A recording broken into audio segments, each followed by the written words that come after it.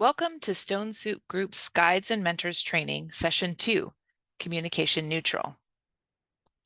What you will learn: what it means to work with families using a communication neutral approach, and practice being communication neutral in a learning activity. Hands and voices. Hands and Voices brought together parents, professionals, and others who were connected through deafness or hearing loss based on common issues, instead of fighting over communication methodology. This led to a focus on supporting families in a communication neutral way. Communication neutral. What do you think it means to be communication neutral when you work with families?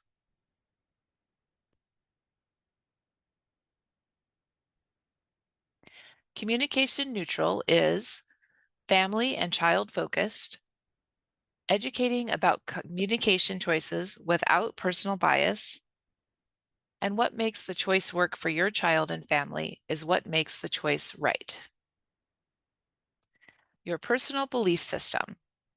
Your experiences plus your education plus your assumptions equal your personal belief system. As you do this work, it is important to be aware of your own personal belief system and to check in with yourself about your intention for sharing or how you are sharing. So, can I have a personal opinion? Personal belief system versus bias. Consider your intentions. Do I have an outcome in mind for this family?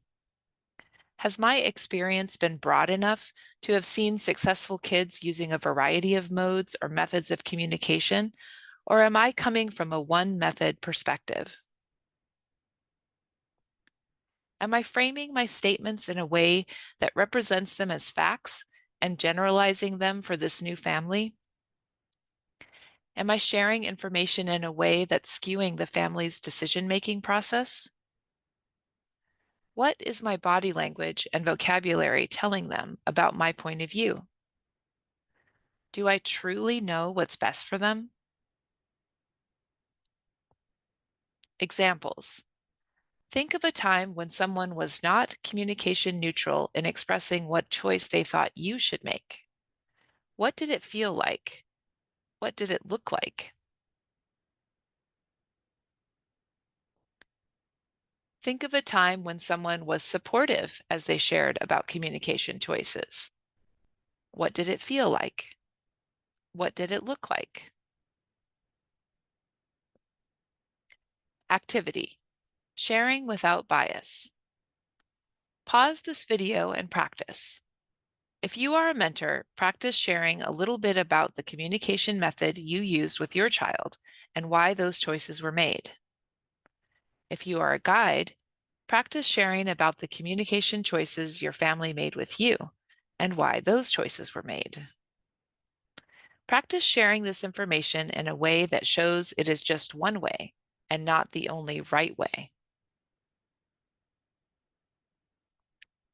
Reflect. Do you feel you were able to share your experience without giving the idea that it was the way everyone should do it or not do it? Why is it important to be communication neutral?